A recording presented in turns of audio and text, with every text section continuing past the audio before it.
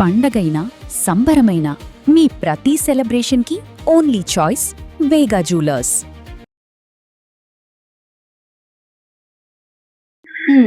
So ఊర్లో వచ్చేసేసి అందరూ అంటే పెళ్లి జరిగిన కొద్ది రోజులకి అందరం బానే ఉన్నాము. కానీ మా చెల్లి హస్బెండ్ వచ్చేసి చాలా అందంగా ఉంటారు.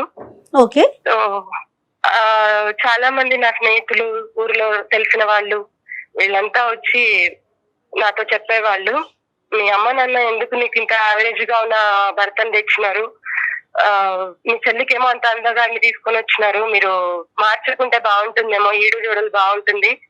ఓ రకంగా చెప్పాలంటే నువ్వు చాలా అందంగా ఉంటావు, కానీ నీకేమో అలా ఈ మొగుడు దొరికినాడు, మీ చెల్లెలకేమో మంచి భర్త దొరికినాడు కదా అని ఇలా చెప్పడము. నేను వాటి గురించి పెద్దగా పట్టించుకోలేదు, కానీ ఏదో ఒక సందర్భంలో అలా ఆలోచించాల్సి వచ్చింది. ఎంతకాలం అమ్మా ఇది? ఎంతకాలం క్రితం విషయం అమ్మా? ఎంతకాలం క్రితం ఇది? ఎన్ని ఇయర్స్ అయింది? 15 సంవత్సరాలు అయింది. 15 ఇయర్స్ అయింది. మీకు మీ చెల్లి ఏజ్ గ్యాప్ ఎంతమ్మా? నాకు నా చెల్లి ఏజ్ గ్యాప్ వచ్చేసి ఒక 4 years ఉంది సార్. ఇద్దరు పెళ్లి ఒకే వేదిక మీద జరిగిందా? ఒకే వేదిక మీదనే జరిగింది సార్. ఎందుకు అలా 4 సంవత్సరాలు చిన్నదన్నటువంటి ఆమె మీ పెళ్లి ఒకే వేదిక మీద ఎందుకు చేయాలనుకున్నారు పెద్దవాళ్ళు? అంటే పేరెంట్స్ ఇద్దరిది ఒకేసారి చేస్తే అయిపోతుందని అనుకున్నారు. బట్ నా చెల్లి హస్బెండ్ పెద్దవాడే వయసులో. సో కాకపోతే మంచి సంబంధం కుదిరింది అని చేసేసారు. కానీ ఎప్పుడు మేము మాట్లాడుకున్నది లేదు, ఎందుకంటే మ్యారేజ్ అయిపోయాక ఎవరి జీవితం అయిపోయింది. ఒక సందర్భంలో నేను మా చెల్లెల హస్బెండ్ మేమందరం కలవాల్సి వచ్చింది. అలా కలిసినప్పుడు ఆయనతో మాట్లాడాము. సో ఇలా మాట్లాడుతూ ఉండగా ఆ సందర్భంలో ఏమైందంటే మా ఇద్దరికి ఒకరి మీద ఒకరికి ఇష్టం అనేది ఏర్పడింది.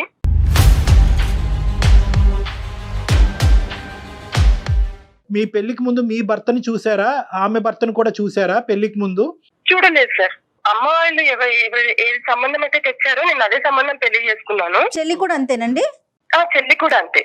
సో ఎవరు కూడా మీ భర్తని మీరు చూడలేదు, చెల్లి భర్తను కూడా మీరు చూడలేదు, పెళ్లికి అయితే మాత్రం రెడీ అయ్యారు, పెళ్లి చేసుకున్నారు. ఏమ్మా?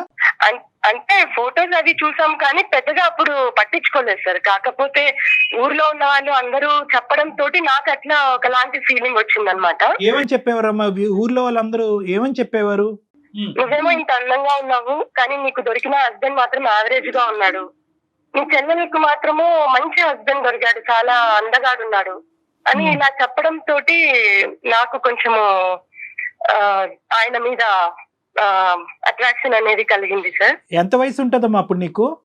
అప్పుడు నాకు 24 years ఉంటుంది. 24 years వయసుకి ఊరు వాళ్ళు ఆ అమ్మాయి భర్త బాగున్నాడు కాబట్టి జీవితం అంటే పెళ్ళి అంటే అందం ఒకటి చూస్తే చాలు, అందం ఉంటే కనుక అన్ని సరిపోతాయి అనేటప్పటికి మీరు అందమే ఇంపార్టెంట్ అన్నట్టుగా ఫీల్ అయ్యారు, అంతే కదమ్మా? అంటే అవును సార్. అతని ఇన్ఫ్లుయెన్స్ లోకి నువ్వు వెళ్ళావు, అవునమ్మా? అవును సార్. లేదంటే అతను నీ ఇన్ఫ్లుయెన్స్ లోకి వచ్చాడా? అంటే అతను మాట్లాడడం జరిగింది సార్, నాకు నువ్వంటే ఇష్టం అని. అలా చెప్పడంతో నేను కూడా ఆయన మాటలకి, ఎందుకంటే నా మనసులో కూడా అలా ఉండిపోయింది కదా. మరి ఈ 3 సంవత్సరాలు మీ హస్బెండ్ తో ఎలా ఉండేవారండి? మీతో ఉండేవారా చక్కగానే? ఉండేవాళ్ళం మేడం. కాకపోతే నాకు మనసులో ఇట్లా చెప్పడం వల్ల నాకు అది మనసులో వాళ్ళ హస్బెండ్ చాలా బాగున్నాడంట, ఇలా నాకు స్ట్రాంగ్ గా అయిపోయింది మేడం. సో ఒకసారి మేము ఒంటరిగా ఒక జాతరకు వెళ్ళాం అనమాట. తాను ఒక్కరే వచ్చారు, ఫ్యామిలీతో కాకుండా. సో నేను ఒక్కదాన్నే వచ్చాను అనమాట. అలా జాతరకి వెళ్ళలేదు, పక్కదోవలోకి వెళ్ళారు, అంతే కదమ్మా? అంటే అప్పుడు జాతర అని చెప్పి మేము అలా అదేనమ్మా, మీరు ఇద్దరు అట్రాక్ట్ అయ్యారు, ప్రపంచానికి కనిపించకూడదు, పెళ్ళైనటువంటి ఒక ఆడపిల్ల, పెళ్ళైనటువంటి ఒక మగాడు తప్పుదారిలో వెళ్ళాలి అని అనుకున్నారు, ఒకరికొకరు ఇన్ఫ్లుయెన్స్ అయ్యారు, అది పబ్లిక్ అయితే బాగుండదని అనుకున్నారు కాబట్టి జాతరకి వెళ్ళారు. అవును సార్. అంటే తను నా చెల్లి భర్త అన్న ఆలోచన కూడా నాకు రాలేదు ఆ టైంలో. రాదు. తన భవిష్యత్తు ఏమవుతుంది అని కూడా నేను ఆలోచించలేదు. కేవలం ఆ మాటలు నా మనసులో గట్టిగా ఉండిపోవడం వల్ల నేను ఇక మిగతా ప్రపంచాన్ని ఏది నేను చూడలేదు, నా భర్తను కూడా నేను చూడలేదు. ఒక్క మాట నాకు చెప్పమ్మా, ఒకప్పుడు పబ్లిక్ నువ్వు అందంగా ఉన్నావు కానీ నీకంటే తక్కువగా అందం ఉండేటటువంటి భర్త నీకు వచ్చాడు, ఎక్కువగా అందం ఉండేటటువంటి భర్త మీ చెల్లికి వెళ్ళాడు అనే పబ్లిక్ టాక్ లేకపోయినా కూడా నువ్వు ఇలా అట్రాక్ట్ అయ్యి ఉండేదానివా? లేదా పబ్లిక్ అనే వాళ్ళు పదే పదే నీ చెవులో ఆ మాట వినిపించటం వల్లే అట్రాక్ట్ అయ్యావా? ఇది నీ ఉద్దేశమా, జనం నీలో నింపినటువంటి ఉద్దేశమా? నిజం చెప్పమ్మా. అంటే నాకు ఒకవేళ అలాంటి ఫీలింగ్ ఉన్నప్పటికీ సార్, నేను సాంప్రదాయాలు వీటినన్నిటిని బట్టి నేను ఎక్కువ ఓపెన్ అయ్యేదాన్ని కాదు. సో ఒక రకంగా నాకు ఇట్లా వాళ్ళు చెప్పడం వల్ల ఇన్ఫ్లుయెన్స్ ఆ మాటలు కొంచెం స్ట్రాంగ్ అయిపోయినాయి సార్. అంటే నేను అనేది ఏంటంటేనమ్మా, మనం చేసినటువంటి తప్పుని సమాజం మీద రుద్దొద్దు. ఇక్కడ ఏంటంటే నీ మనసులో మొదటి నుంచి ఒక కలత ఉంది, మా సిస్టర్కి అందమైన మొగుడేంటి, నాకు తక్కువ అందమైనటువంటి మొగుడేంటి, మొదటి నుంచి నీ కన్ను అతని మీద ఉంది. అదేంటో మనకి కోఇన్సిడెన్స్ అనుకోవాలో, సాంప్రదాయాల గురించి ఇద్దరు బాగా నమ్మేటటువంటి వాళ్ళు మీరిద్దరు, అతని కన్ను కూడా నీ మీద పడింది, నీ కన్ను అతని మీద, అతని కన్ను నీ మీద పడింది. దీనికి చుట్టుపక్కల వాళ్ళు చేయటం ఆజ్యం పోసినట్లయింది. ప్రజలు ఏమన్నా అనుకుంటారు. ఇప్పుడు మీ భర్త గురించి మీరు ఎలా చెప్పుకుంటే దాన్ని ప్రజలు నమ్ముతారు. మీరేంటంటే ప్రజల మాట నమ్మారు. లేదండి అందం ఏముంది, ఈ రోజు ఉంటుంది, రేపు ఉండొచ్చు, ఉండకపోదు, అందమైనటువంటిది మనసులో ఉంటది, నా భర్త ఇంత గొప్పవాడు అంత గొప్పవాడు అంటే కనుక చుప్పని నోరు మోస్తారు ఆ సమాజం. నువ్వు చెప్పుకోలేదు, అవునా నిజమా అవునా నిజమా అని చెప్పి అదే లూప్ లోకి వెళ్ళావు, అటువైపు అట్రాక్ట్ అయ్యావు. మేమిద్దరము ఎవరికి చెప్పకోకుండా రాత్రికి రాత్రే వెళ్ళిపోయాం మేడం. నా దగ్గర ఏదో కొంత బంగారం ఉన్నది, అది తీసేసుకొని వీళ్ళనందరినీ మర్చిపోయాము. నాకు పిల్లలు లేరు, కానీ నా చెల్లికి అతను వచ్చే టయానికి 3 నెలల పసికందు ఉంది. బట్ నేను అది కూడా ఆలోచించలేదు పెద్దదానిగా.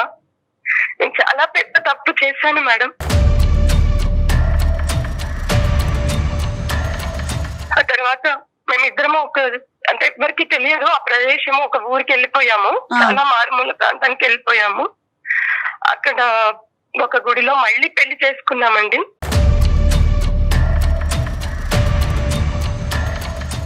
వీళ్ళందరినీ మర్చిపోయి కొత్త జీవితం స్టార్ట్ చేశాము.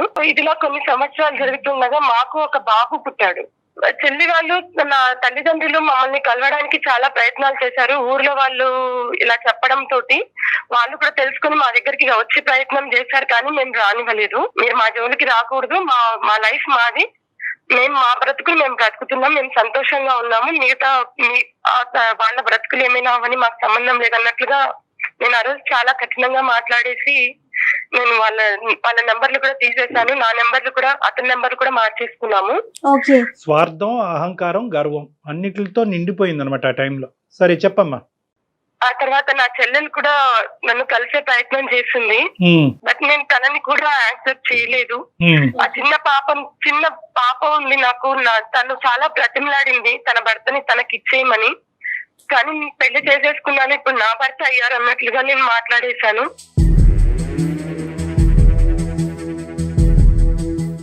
నా చెల్లెల్ని కూడా ఇంకొక పెళ్లి చేద్దామని వాళ్ళు ప్రయత్నం చేసినా తను మాత్రం ఇంకొకరిని పెళ్లి చేసుకోలేదు. ఆ పసిపిల్లతోనే తాను జీవితం గడిపింది. చాలా అంటే చాలా తప్పు చేశానండి నేను.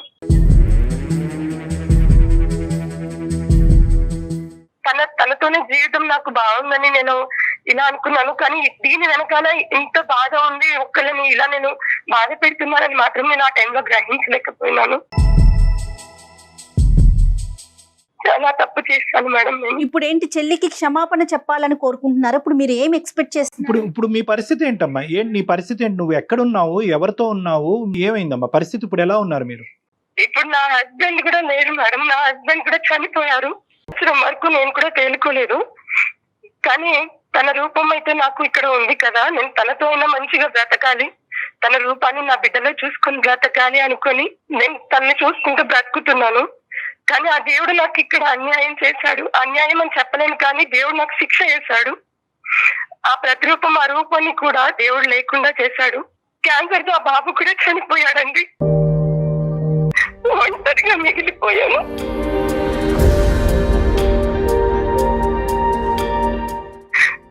నా చెల్లికి నేను చేసిన తప్పుకు దేవుడు నాకు చాలా శిక్ష విధించాడు.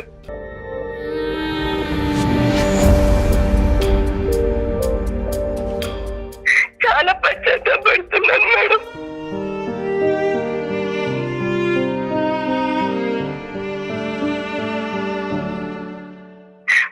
ఒంటరితనంతో ఎలా బాధపడాను, ఎలా ఉన్నాను నా చెల్లెలప్పుడు ఎలా భరించిందో నాకు ఇప్పుడు అర్థమవుతుంది.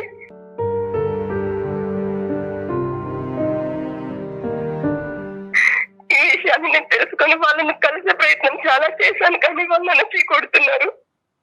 ఈ తప్పుకు ఏం చేయాలో అర్థం కాక నేను నా చెల్లి కాళ్ళు పట్టుకొని నేను తనని బ్రతిమలాడి తను తిట్టినా కొట్టినా ఏం చేసినా సరే నేను తన దగ్గర ఉండాలని, తనని బాగా ఇక మీద బాగా చూసుకోవాలని అనుకుంటున్నాను. కానీ తను నన్ను చీకొడుతుంది.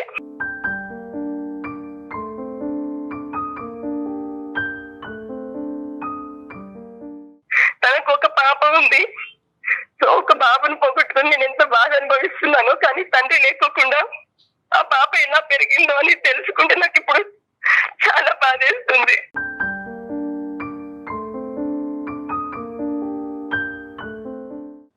సో నాకు ఇప్పుడు మిగిలింది రెండు మార్గాలు. ఒకటి చావు, లేదా మీరైనా నా చెల్లెలతో మాట్లాడి తనని ఒప్పించి నన్ను అక్కడికి చేర్చడం. ఎందుకంటే నేను ఈ ఒంటరితనంతో బ్రతకలేకపోతున్నాను. నాకు దయచేసి మీరైనా న్యాయం చేయండి మేడం. అంటే ఒక్కటి నాగలక్ష్మి, మీ చెల్లెలతో మాట్లాడతావా, మీ తల్లిగారితో మాట్లాడతావా అనే సబ్జెక్ట్ తర్వాత మాట్లాడదామమ్మా. ఒక్క ప్రశ్న నిన్ను అడగాలని అనుకుంటున్నాను. నిన్ను చూస్తుంటే ఐ థింక్ 90% చూసేటటువంటి ప్రేక్షకులకి నువ్వు పడేటటువంటి బాధను చూసి కన్నీళ్ళు వచ్చేటటువంటి వాళ్ళు 10% ఉంటారు. 90% మాత్రం నీ మీద కోపం పడేటటువంటి వాళ్ళే ఉంటారు. No doubt about this. ఎందుకంటే కనుక ఎప్పుడు నీలో రియలైజేషన్ వచ్చింది, ఎప్పుడు నీలో ఒక అవగాహన వచ్చింది అంటే కనుక ఎప్పుడైతే కనుక నువ్వు ఒంటరి అయ్యావో అప్పుడు. అంటే అప్పటి వరకు నీకు ఒంటరితనం వల్ల వచ్చేటటువంటి బాధ నీకు అర్థం కాలేదు. నీ భర్త ఒంటరితనాన్ని చూశాడు, ఒక చంటి బిడ్డతో నీ చెల్లెలు ఒంటరితనాన్ని చూసింది. మీ తల్లిదండ్రులు అవమానంతో సమాజం అంతా కూడా వాళ్ళని ఏకాకి చేస్తుంటుంది. ఆ ఒంటరితనాన్ని వాళ్ళు అనుభవించారు. ఈరోజు ఒంటరితనం నీ కాళ్ళ దగ్గరికి వచ్చేటప్పటికి నీకు ఆ బాధ తెలిసింది. సమస్య వస్తే ఇప్పుడు తనకు దిస్ ఇస్ పాయింట్ నెంబర్ 1. ఇంకొకటి ఏంటంటే, తప్పైపోయింది అని మాట్లాడేటటువంటి నాగలక్ష్మి గారు ఎప్పుడు తప్పైపోయింది అని రియలైజ్ అయ్యారంటే కనుక 15 సంవత్సరాల తర్వాత. ఒకప్పుడు నీ భర్త నీ పక్కనుంటే, నీ కొడుకు నీ చెంతనుంటే నిజంగా మాకు ఫోన్ చేసి ఉండేదానమ్మా, ఈరోజు ఈమెయిల్ వచ్చి ఉండేదా మా దగ్గరికి. ఇంకొక 15 సంవత్సరాలు, ఇంకో 20, ఇంకో 30 సంవత్సరాల పాటు నీ రాజభోగాల్లో, నీ ఆనందాల్లో, నీ సంతోషాల్లో, సారీ అమ్మ పుండి మీద కారం జల్లుతుందని అనుకోవద్దు. ఎందుకంటే కనుక ఇలాంటి అంశాలు చూసేటటువంటి ప్రేక్షకులు ఎవరైనా ఉంటే కనుక అంతా అయిపోయిన తర్వాత, ఒంటరితనం వచ్చిన తర్వాత ఇప్పుడు నాలుగు ఖర్చుకుని చేతులు కాల్చుకుని ఇప్పుడు నేను సూసైడ్ చేసుకున్నాలని అనుకుంటున్నాను అనేటటువంటిది మీ గురించి కాదు. ఇది తప్పు అన్నది మీరు ఎప్పుడు వచ్చింది, మీ బాధ మీకు తెలిసేక. అంటే ఇప్పటికీ కూడా ఒక ఒంటరితనం వల్ల వచ్చినటువంటి అవగాహన, రియలైజేషనే కానీ చెల్లి బాధపడుతుందనో తల్లి కష్టపడుతుందనే కాదు, నాకు తోడు కావాలి కాన్సెప్ట్ మళ్ళీ స్వార్థమే. ఇక్కడ మళ్ళీ కాన్సెప్ట్ స్వార్థమే. అప్పుడు మీ అతనితో వెళ్ళిపోవటం స్వార్థం. అక్కడికి వెళ్ళి 15 సంవత్సరాల పాటు వీళ్ళు కాళ్ళ వేళ పడుతుంటే కనుక వీళ్ళని మెడ పట్టుకుని నెట్టేయటం అక్కడ కూడా స్వార్థం. ఇప్పుడు మళ్ళీ వాళ్ళిద్దరు చనిపోయారు కాబట్టి నేను ఒంటరితనంగా ఉన్నాను, అమ్మ నాకు భిక్షం పెట్టు, చెల్లి నాకు భిక్షం పెట్టు అని చెప్పి ఒంటరితనం నుంచి నా బయట అయ్యామంటాం కూడా ఇది కూడా స్వార్థమే. ఎలా జాలిపడమంటారు మీరు, ఏమని అడగమంటారు మీ చెల్లిని? అక్క చెల్లికి చెప్పాలి. అలాంటిది ఆ అమ్మాయి ఏమొచ్చి నా భర్త వేరే మా అక్కతో వెళ్ళిపోయినా కూడా ఎంత మనస్తాపం చెంది ఉంటుంది. సహజంగా ఏంటంటే భర్తలు ఈ విధంగా ప్రవర్తించినప్పుడు ఆడవాళ్ళ మనసు ఇరిగిపోతుంది. భర్తలు వెళ్ళి అక్కలతోనే లేచిపోయినప్పుడు ఆ అమ్మాయి పరిస్థితి ఎంత భయంకరంగా ఉండుంటుందండి. వెళ్ళమ్మా నువ్వు పెళ్లి చేసుకో అమ్మా, చంటి బిడ్డతో నువ్వేం ఒంటరిగా బతుకుతావు అంటే కనుక ఆ మాట కూడా ఆ అమ్మాయి కొట్టిపారేసి, మా అక్క చేసినటువంటి తప్పు నేను చేయను, ఈ బిడ్డ గురించి నేను ఇలాగే బతుకుంటానని చెప్పి ఆ అమ్మాయికి ఉండేటటువంటి ఆలోచన, ఆ అమ్మాయికి ఉండే అవగాహన చూడండి. ఇప్పుడు మీ తల్లిదండ్రులకు కానీ చుట్టుపక్కల వాళ్ళందరికీ కానీ ఒక భయం ఉంటుంది. ఏంటి ఆ భయం అంటే కనుక, అమ్మో ఈ అమ్మాయి వచ్చి ఈ అమ్మాయిని చెడగొడుతుందేమో, మళ్ళీ ఈ అమ్మాయి దగ్గర నుంచి ఈ అమ్మాయి లాక్కుని వెళ్ళిపోతుంది అనేటటువంటి భయభ్రాంతుల్లో వాళ్ళందరూ ఉంటారు. నిజంగా నీలో ఒక మార్పు వచ్చిందా, ఒక పశ్చాత్తాపం వచ్చిందా, ఒక ఆలోచన వచ్చిందా? నిజంగా పశ్చాత్తాపం వచ్చింది సార్. మీ చెల్లి బిడ్డ చూస్తాడు, అమ్మా ఈ పెద్దమ్మైనా మా నాన్న పట్టుకెళ్ళిపోయిందని అంటాడు. నిజంగా ఆ మాట అని మీ వైపు వేలెత్తి చూపెడితే కనుక ఈ పెద్దమ్మ రాక్షసేనమ్మా నా నాన్న పట్టుకెళ్ళిపోయిందని అడుగుతుంది ఆ చంటి బిడ్డ. తట్టుకోగలరా? ఇలాంటి మాటలన్నీ మీరు తట్టుకునేటటువంటి కెపాసిటీ మీకుందా? ఇప్పుడు నాకు ఏం అవసరం లేదు సార్, తన దగ్గర ఉంటే చాలు. తను ఏమన్నా పడతాను సార్, నా చెల్లి కాళ్ళు పట్టుకోమన్నా నేను పట్టుకొని బతిమలాడతాను. ఇక్కడ జాలి అనిపించట్లేదండి. సారీ అండి, మీరు డాక్టర్ గారు అన్నట్లుగా ఇక్కడ జాలి అనే కాన్సెప్ట్ రావట్లేదు. మీరు సర్వం కోల్పోయారు, అది ఒక రకంగా అనిపించినా కూడా మీ మాటలు చూస్తుంటే జాలి అనే భావన కలగట్లేదు మాకు. ఒక చెల్లి మొగుడిని తీసుకొని మాట్లాడటానికి అసహ్యంగా అనిపిస్తోందండి. సారీ. నిజమే మేడం, ఇదే కాలం వెనక్కి తిరిగి వెళ్ళిపోతే తప్పు చేయటం ఒక్కటే కాదు, తప్పులో మీరు 15 సంవత్సరాల పాటు ఉన్నారు, ఇద్దరు మనుషులు చనిపోయిన తర్వాత అప్పుడు మీరు రియలైజ్ అయ్యారు. సో ఇది 15 సంవత్సరాల క్రితం తప్పు కాదు, ప్రతి సంవత్సరం ప్రతిరోజు ప్రతి గంట తప్పు చేస్తూనే ఉన్నారు, అవతల వాళ్ళు బాధపడుతూనే ఉన్నారు. నా సుఖం నాకు ఇంపార్టెంట్, నా భర్త నేను అందమైన భర్తని మా చెల్లి దగ్గర నుంచి కొట్టేశాను అనేటటువంటి ఆనందంలో మీరున్నారు. ఆ నింద సమాజం మీద వేస్తున్నారు. మళ్ళీ జలసి, ఈర్ష్య, అందంగా ఉన్నాను ఇందాక అన్నాను కదా, అహంకారం, స్వార్థం, గర్వం, ఈ 3 అంశాలు 15 సంవత్సరాల పాటు పీకల లోతులో మీరు మునిగిపోయారు. సమాజం ఏం చేయలేదు, సమాజం పేరు చెప్పుకుని సమాజం ఇలా అంటుంది, బహుశా నా జీవితంలో ఏదో మిస్ అయిపోతున్నాను, ఆ అమ్మాయి లాటరీ కొట్టేసింది, ఆ లాటరీ కొట్టినటువంటి అమ్మాయి దగ్గర నుంచి నేను నొక్కేయాలి అనే ఉద్దేశం అక్కడ జరిగింది, సమాజం కాదు. చెల్లెలు మొగుడు అందంగా ఉన్నాడు, సో మేమిద్దరమే కలవాలి, అదే కదండి. దీన్ని ఒక రకమైన వేరే లాంగ్వేజ్ మాట్లాడతారు, మనం కెమెరా ముందు మాట్లాడకూడదు, అది ఎక్కువయ్యి చేసిన పనులు కాదు. ఇప్పుడు భాగ్య గారి దగ్గరికి ఎందుకు వెళ్ళాలని అనుకుంటున్నారు? ఒక్క కారణం చెప్పండి, గట్టి బలమైన కారణం. మీ మట్టుకు మీరు బ్రతకలేరా? లేదు సార్, నేను చేసిన నా తప్పుకు ప్రాయశ్చిత్తంగా నేను తన సంతోషాన్ని అంతా నేను తీసేశాను, నేనే కారణము. భాగ్య ఏం చెప్తుందో నాకు తెలీదు, కానీ భాగ్య ఏంటంటే తన జీవితం ప్రయాణం ఇంకో విధంగా సాగటం ప్రారంభించింది, వెళ్ళిపోయింది, వాళ్ళ కర్మకు ఆలే పోతారు, వాళ్ళు చావు ఆలేసేస్తారు అన్నట్టుగా ఆ బిడ్డను చూసుకుని హ్యాపీగా బతుకుతుంది ఆ అమ్మాయి. ఇప్పుడు వెళ్ళి మళ్ళీ తీపి గుర్తు చేస్తావా? తీపి జ్ఞాపకాలు గుర్తు చేస్తావా? ఎవరినైతే కనుక ఇంతకాలం పాటు కల్లోనో నిద్రలోనో ఊహలోనో ఎక్కడో గుర్తు చేసుకుంటూ తిట్టుకునేటటువంటి వ్యక్తిని కళ్ళెదురుగుంటే వెళ్ళి నిలబడతావా? లేదు, తను ఏం చేసినా, తను ఏ శిక్ష విధించినా నేను భరించడానికి రెడీగా ఉన్నాను. తను నీకు శిక్ష విధిస్తాదని అనుకోకు, నా కాన్సెప్ట్ నీకు అర్థం కావట్లేదు. నువ్వు ఇంకో కొత్త రకం లైవ్ టెలికాస్ట్ లో శిక్షను విధించబోతున్నావు అమ్మాయికి. ఇష్యూ క్రియేట్ చేయబోతున్నారు మీరు అమ్మాయికి ఒక శిక్షను విధించబోతున్నారు. ఇదిగో ఎక్కడో ఉన్నదని అనుకున్న నేను ఎక్కడో లేను, నీ పక్కలోనే ఉన్నానన్నట్టు ఆ అమ్మాయికి మళ్ళీ ఒక కొత్త రంగుని చూపెట్టబోతున్నారు. 15 సంవత్సరాల పాటు తను ఒక అలవాట్లో పడింది, ఆ బిడ్డతో పాటు బతకటము, అదే జీవితం అనుకోవటం. వాస్తవానికి నేను మీ స్థానంలో ఉంటే కనుక నేను ఆ శిక్షను నేనే అనుభవిస్తాను. ఆ శిక్షను మళ్ళీ నన్ను శిక్షించండి అని చెప్పి వాళ్ళని అడగను, నన్ను బాధ పెట్టండి అని అడగను. మీ అవసరం మాకు లేదు, మా అవసరం నీకు లేదు, కాబట్టి నువ్వు అక్కడే ఉండి మేము ఇక్కడే ఉంటాం. ఎందుకు ఇప్పుడు మళ్ళీ వాళ్ళని కలవాల్సిన ప్రయత్నం ఎందుకు చేస్తున్నారు మీరు? నేను ఒంటరితనంతో ఉన్నా. అంటే కాదండి, కాళ్ళ మీద పడి క్షమాపణ చెప్పేస్తే మీ తప్పులన్నీ పోతాయా? ఏమవుదు మేడం, నేను తను ఏమన్నా కూడా నేను తన కాళ్ళ మీద, నా తల్లిదండ్రుల కాళ్ళ మీద పడి నేను క్షమాపణ కోరుకుంటాను మేడం. మీ సిచ్యువేషన్ అర్థమైందండి, మీరు ఏం ఎక్స్పెక్ట్ చేస్తున్నారు అర్థమైంది. నాకు ఒక ఫ్యూ సెకండ్స్ టైం ఇవ్వండి, ఒకసారి డాక్టర్ గారు నేను డిస్కస్ చేసుకొని, ఇఫ్ డాక్టర్ గారు ఓకే అంటే కనుక మీ సిస్టర్తో మాట్లాడతాను. ఓకే అండి? సరే మేడం, ఎలాగైనా ఒప్పించే ప్రయత్నం చేయండి మేడం నా చెల్లెలకి. ఒప్పించే ప్రయత్నం అనేటటువంటిది మేము చేతుల్లో లేదండి. ఇప్పుడు మేము చేయటం వరకే. అక్కడ మీరు ఒక నిమిషం లైన్ లో ఉండండి ప్లీజ్, హోల్డ్ లో ఉండండి. కళ్యాణ్ గారు ఏం చేద్దాం చెప్పండి. ఇప్పుడు రెండు వే చేయాలి మేడం. ఒకటి, అసలు ఎందుకు నాగలక్ష్మి మళ్ళీ భాగ్య దగ్గరికి ఎందుకు వెళ్తుంది అనేటటువంటి కాన్సెప్ట్. ఇప్పుడు భాగ్యకి అదే వస్తుంది, ఇప్పుడు వరకు గుర్తుకు రానటువంటి చెల్లి ఇప్పుడు ఎందుకు గుర్తొచ్చిందండి? అంతే కదా, 15 సంవత్సరాల పాటు ఆవిడ గుర్తుకు రాలేదు. భాగ్యలక్ష్మి యొక్క భర్తతో పాటు ఈవిడ సంసారం చేసింది ఇంతకాలం. ఇప్పుడు ఆ ఒంటరితనం అక్కడికి వెళ్ళిపోయింది. కొడుకు కూడా చనిపోయాడు, దురదృష్టవంతుడు. వాడు ఎన్ని బాధలు పడ్డాడు ఆ ఒంటరితనంలో. అమ్మమ్మ లేదు, నాయనమ్మ లేదు, తాతయ్య లేదు. ఆడు ఒంటరితనంలో ఆ బెంగతో క్యాన్సర్ ఏదో వాడు చనిపోయాడు. ఇప్పుడు మళ్ళీ అదే కాన్సెప్ట్ ఈ అమ్మాయి జీవితంలోకి ఎంటర్ అవుతుంది. మళ్ళీ ఒంటరితనం అనే కాన్సెప్ట్ తోనే వెళ్తుంది. ఏంటి ప్రతిదానికి ఈ అమ్మాయి ఒంటరి అవుతున్నప్పుడల్లా సమాధానం చెప్పేది ఆ చెల్లెనా? ఆ చెల్లి భర్త సమాధానం చెప్పాలి. ఇప్పుడు భర్త చనిపోయిన తర్వాత ఇప్పుడు చెల్లి సమాధానం చెప్పాలా? ఎప్పటికీ ఆ అమ్మాయి మీదేనా భారం? చెల్లి మీదేనా అంటారు. చెల్లి మీదే. మనం ఆ అమ్మాయితో మాట్లాడాలి లేదా అన్నది. మాట్లాడితే కనుక ఆ అమ్మాయి మనసులో అనవసరమైన ఒత్తిడి పెడుతున్నావా అనేది బి. ఇంకోటి ఏంటంటే, ఆ అమ్మాయి ఒప్పుకోలేదు అనుకోండి, నాకు అక్కర్లేదు, నీ దారి నీది, నా దారి నాదని అంటే కనుక ఇంకా ఈ అమ్మాయి ఫీల్ అవుతుంది. అంటే తను ప్రిపేర్డ్ గా ఉంటేనే మాట్లాడాలండి. తను ఏం చెప్పినా వాళ్ళ సిస్టరు మాట్లాడనన్నా కలిసి ఉంటామన్నా ఉండమన్నా కూడా దానికి ప్రిపేర్ అయితేనే మనం కాల్ చేయాలి. ఒకటమ్మా, ఈ రోజు నీకు ఎటువంటి వాగ్దానాలు చేయము, ఎటువంటి ప్రామిసులు మేము చేసే ఉద్దేశం మాకు లేదు.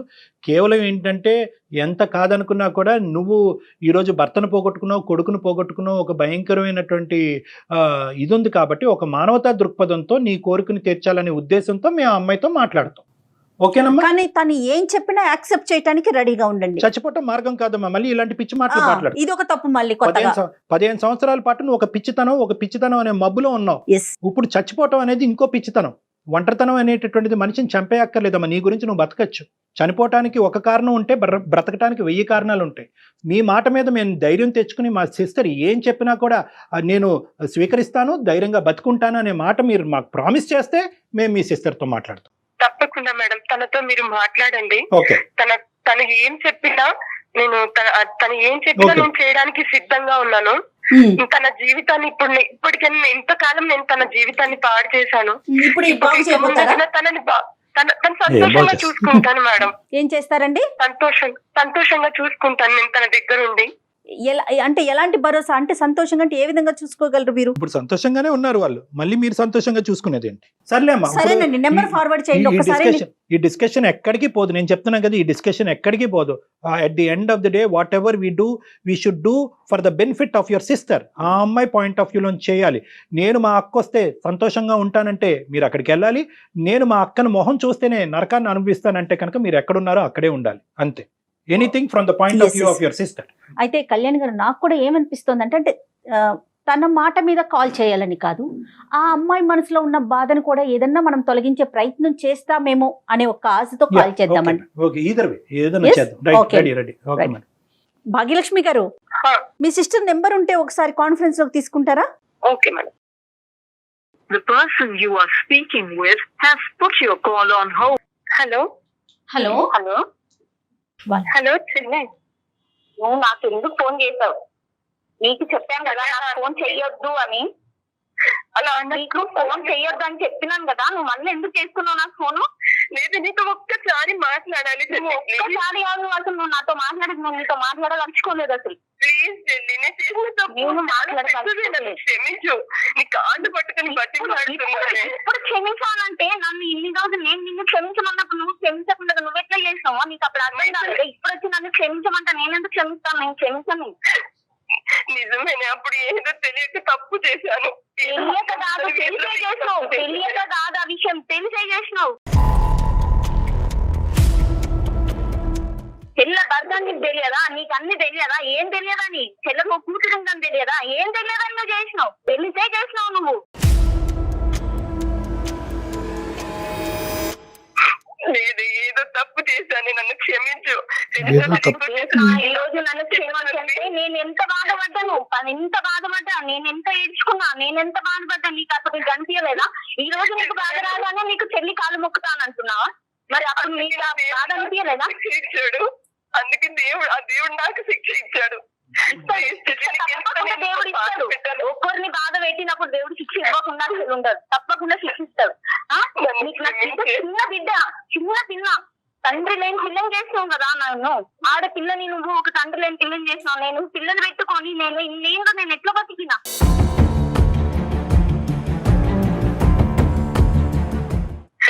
ఎవరితో ఎన్ని మాటలు పడ్డాను, ఎంత బాధపడ్డాను నేను, ఎంతగానో నేర్చుకున్నాను నేను. నా ఏడుపప్పుడు నీకు గంటలో ఈ రోజు ఏం కరిగిపోవాలా?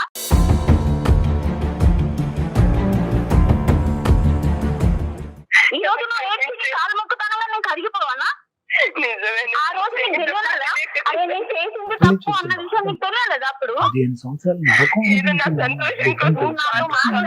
నువ్వు నన్ను 10 సార్లు చెల్లె అన్న ప్రేమ ఉంటే నువ్వు ఇలా చెయ్యకపోయేదానివి. ఈ రోజు నన్ను 10 సార్లు చెల్లె బదులు నువ్వు నాతో పుట్టి, నాతో ఉండి, నాతో చేసి నీకు ఎలా చేయాలనిపించింది? అప్పుడు నీకు అప్పుడు అర్థం కాలేదా? ఈ రోజు వచ్చి నీకు ఆలోచన నేను అక్కడ పిలవడానికి కూడా నాకు నోరొస్తలేదు అసలు. నువ్వు అన్ని పోయినావని అనుకున్నా కానీ నువ్వు బతుకున్నావని నా దృష్టిలో లేదు. నాన్నకి నీ కాళ్ళు పట్టుకుంటానే, కాళ్ళు పట్టుకున్నా నేను వినను.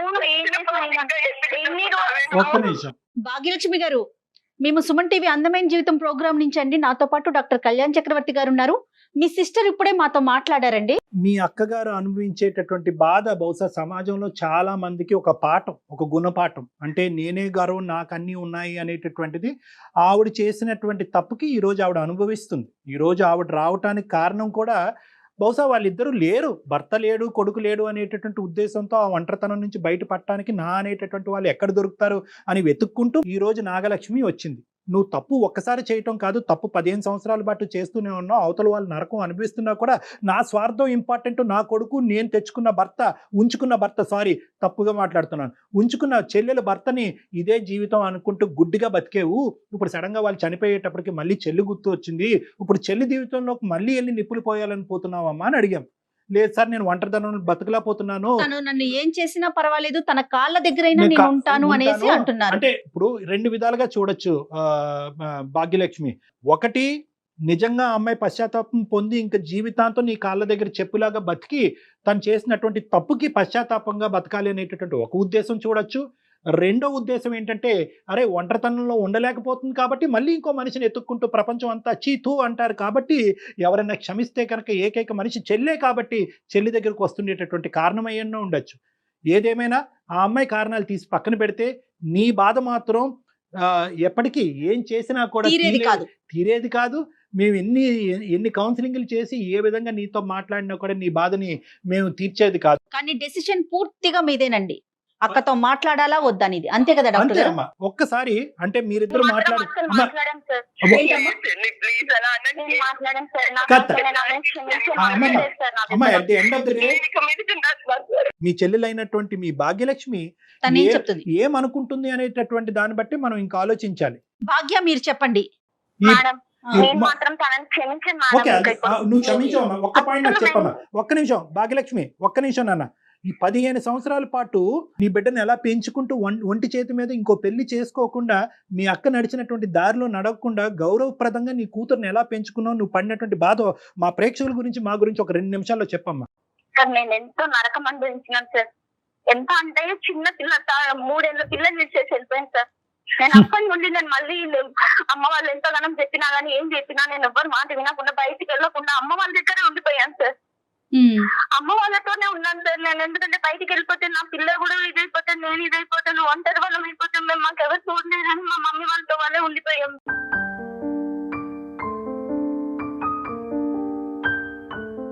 చుట్టుపక్కల వాళ్ళతో మేము ఎన్ని మాటలు పడ్డాం సార్. అదే దీని భర్త విడిచిపోయింది, వీళ్ళ అక్క తీసుకొని వెళ్ళిపోయింది, దీని జీవితమైంది అని. పక్కన నేను పుట్టిన ఇంట్లో ఉండి బయటకు వెళ్ళలేని పరిస్థితులలో ఉన్నాను సార్ నేను.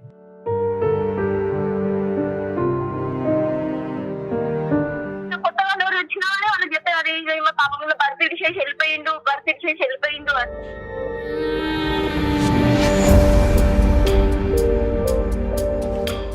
అదంతా బాగా నా పాప మీద పడింది సార్.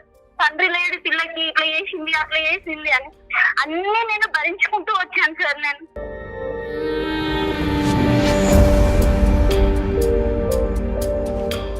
పాప ఏం చేస్తుంది, పాప ఏం చదువుతుంది? ఇప్పుడు పాప ఇంటర్ చదువుతున్నాం. Very good.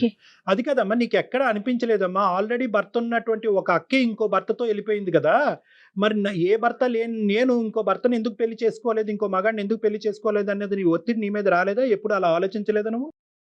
వచ్చింది సార్, అమ్మ వాళ్ళు చేసుకోమని చెప్పారు. నేను ఇంకా చేసుకోనని దేవుడిచ్చిన వారు అనేది అదృష్టాన్ని వాళ్ళ వేరే వాళ్ళు తీసుకున్నప్పుడు చిన్న వయసు కదా అనేది.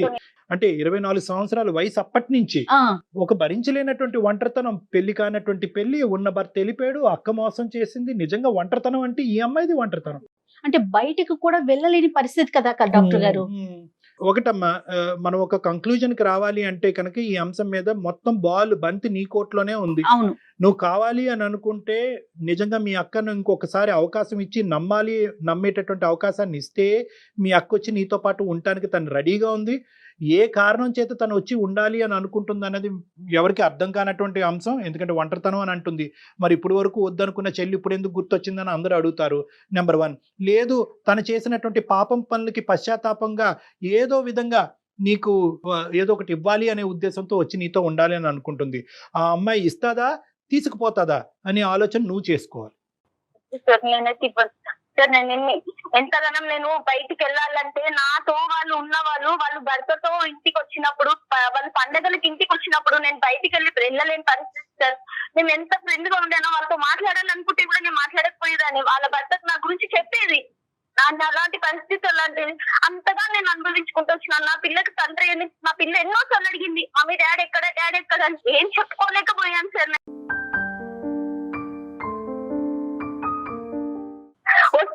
వస్తాడమ్మా చనిపోయినా చెప్పలేను, ఏం చెప్పలేక నేను వస్తాడమ్మా అనుకుంటానే చెప్పుకుంటూ వచ్చాను సార్.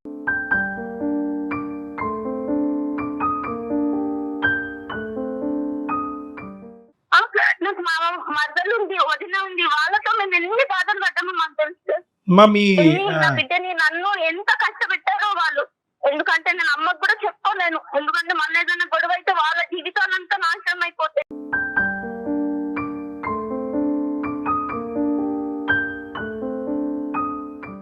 తండ్రి చనిపోయినప్పుడు పాప వెళ్ళిందా వెళ్ళలేదా చెప్పారు? అసలు మీకు వార్త వచ్చిందా అతను చనిపోయాడని? వచ్చింది సార్, మేము వెళ్ళలేదు సార్. సో పాప అయితే ఇప్పటికీ నాన్న ఉన్నాడనే అనుకుంటుంది. అవును సార్. ఇప్పుడు ఈవిడ వచ్చి ఇక్కడ మీ ఇంట్లో ఉంటే కనుక సమాజానికి అదిగో భర్తను ఎత్తుకెళ్ళిపోయినటువంటి అక్కని మళ్ళీ ఇంట్లో వచ్చి కూర్చోబెడుతుందనే భావన సమాజం అందరికీ వెళ్తాదేమోగా. వెళ్తుంది సార్. మళ్ళీ ఇప్పటికే అవమానపడ్డ నువ్వు ఇప్పుడు ఇంకా చిన్న పిల్ల, ఇప్పుడు పిల్ల పెరిగి పెద్దదయింది, కాలేజీ చదువుతున్న పిల్ల కదా డాక్టర్ గారు. ఏమంటారు భాగ్య మీరు? మేడం నేను మాత్రం రానివ్వంటాను, తను వస్తే వద్దు నాకు, నేను మాత్రం ఇంటికి రానివ్వంటాను. వాళ్ళిద్దరు మాట్లాడమని నేను రానివ్వంటాను. నన్ను ఆలోచించి మన పాత్ర ఏం లేదు. మాట్లాడిన తప్పు, మనం మాట్లాడితే తప్పు. పెరిగామని ఇప్పుడు తెలుస్తుందా నీకు? నీవు నా భర్తను తీసుకుపోయినప్పుడు నీకు తెలియలేదా? మరి నా చెల్ల భర్త మేమిద్దరం కలిసి వేసినాం, నా చెల్ల భర్త ఇలా ఎందుకు నేను చెయ్యాలి అని చెప్పి నీకు అప్పుడు తెలియలేదా? నీకు ఇప్పుడు తెలుస్తుందా ఇద్దరం కలిసి పెరిగామని? క్షమించవే, అప్పుడు చేసిన తప్పుకి ఇప్పుడు పశ్చాత్తాపడుతున్నాను. నేను మాత్రం పశ్చాత్తాపం ముందు నీ పశ్చాత్తాపం చాలా తక్కువ. నువ్వు ఇప్పుడు పడుతున్నావు, నేను 15 ఏళ్ల నుండి పడుకుంటూ వస్తున్నాను. నువ్వు పడే పశ్చాత్తాపం ఇప్పుడు. మీ అమ్మగారు నాన్నగారి దగ్గరికి వెళ్ళి ఉండే అవకాశం ఉందా? అమ్మ నాన్న ఇంకా బతికే ఉన్నారా? ఉన్నారు సార్, కానీ వాళ్ళు రాణిస్తే కనుక వాళ్ళ దగ్గర వెళ్ళి ఉండొచ్చుగా. ఈవిడ లైఫ్ డిస్టర్బ్ చేయటం ఎందుకు? ఏనా వీళ్ళు ముగ్గురు కలిసే ముగ్గురు కలిసి ఉంటున్నారు, చెల్లిను మరి వాళ్ళిద్దరు. ఈ అమ్మాయికి ఎవరు లేరు కదండి. అది ఓకే ఓకే, అర్థమైందమ్మా, అర్థమైంది. భాగ్యలక్ష్మి మీరు ఏం చెప్తారో చెప్పండి ఒక్కసారి. ఏం లేదు మేడం, తను మాత్రం మా ఇంటికి రావద్దు. మా అమ్మ నాన్న కావాలంటే తను తీసుకెళ్లి ఉంటా అంటే ఉండనివ్వండి, మా అమ్మ నాన్న తీసుకెళ్లి ఉంటా అంటే ఉండనివ్వండి, అంతేగాని తను మాత్రం మా ఇంటికి రావద్దు. తనతో పాటు నేను ఇంట్లో ఉండను. ఈ పాటికి అమ్మ నాన్నతో మాట్లాడి ఉంటావు కదా, అమ్మ నాన్న ఉద్దేశం ఏమై ఉంటుంది ఇందులో? ఒప్పుకుంటారా? క్షమిస్తారా? అమ్మ నాన్న కూతురే కదా సార్, వాళ్ళు వెళ్తానని అంటున్నారు సార్. పోన్లే అమ్మా, ఓకే ఓకే. వాళ్ళు వెళ్తాను అంటే వాళ్ళకి ఇష్టం ఉండి అయిపోయింది కదా అంటే కూడా. నిజంగా దేవుళ్ళు అమ్మ మీ అమ్మ నాన్న మాత్రం. నిజంగా అంటే ఒక ఆడపిల్ల అంటే ఎంతకన్నా కన్నబిడ్డని ఏం చేసిన బిడ్డే కదా కళ్యాణ్జీ, అది అలా ఆలోచిస్తారు కదా తల్లిదండ్రులు. అమ్మ నాన్న వెళ్ళేటట్టయితే ఏమంటావు నాన్న? వెళ్ళనివ్వండి సార్, అమ్మ నాన్న వెళ్తా అంటే వెళ్ళనివ్వండి, కానీ తను మాత్రం ఇంటికి రావద్దు. ఓకే, అలా నాకు నేను చేసిన ద్రోహానికి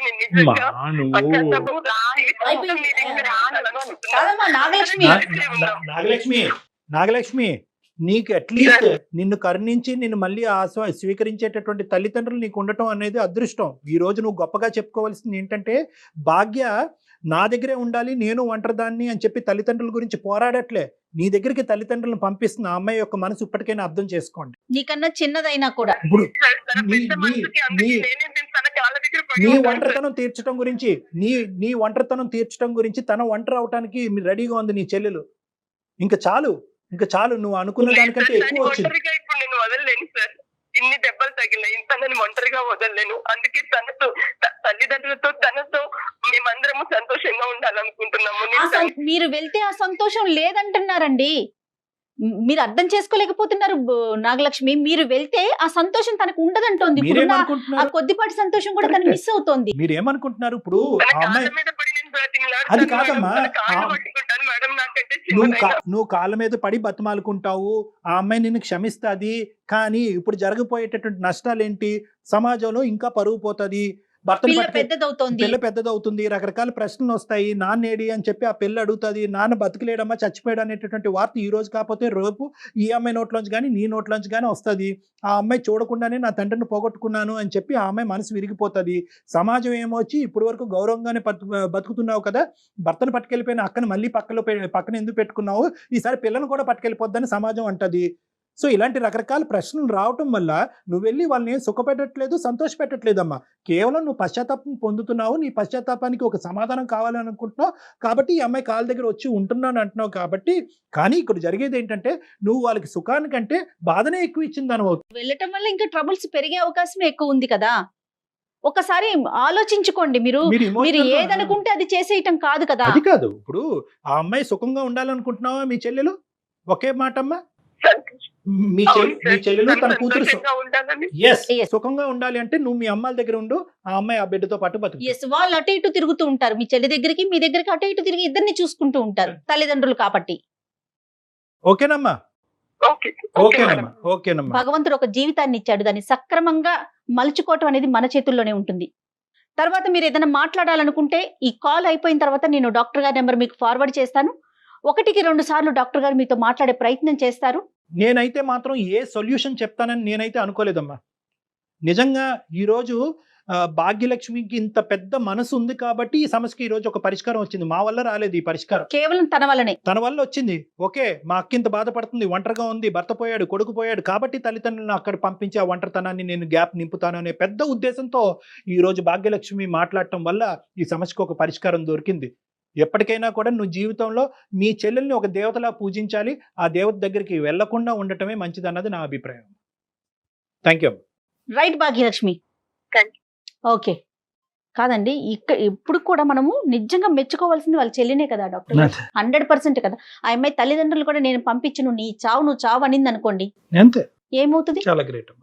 అమ్మాయికి మనం చేతులెత్తి మొక్కొచ్చు, చెప్పొచ్చు కూడా. అవును, కరెక్ట్ అమ్మా. విచిత్రమైన సంఘటనలు అండి, వింత పోకళ్ళు, విచిత్రమైన సంఘటనలు. నాగలక్ష్మి ఏమైనా మాట్లాడాలనుకుంటే మీరు ఒకసారి మాట్లాడే ప్రయత్నించండి. తప్పకుండా any time. Thank you Kalyan ji. నమస్తే. నమస్తే.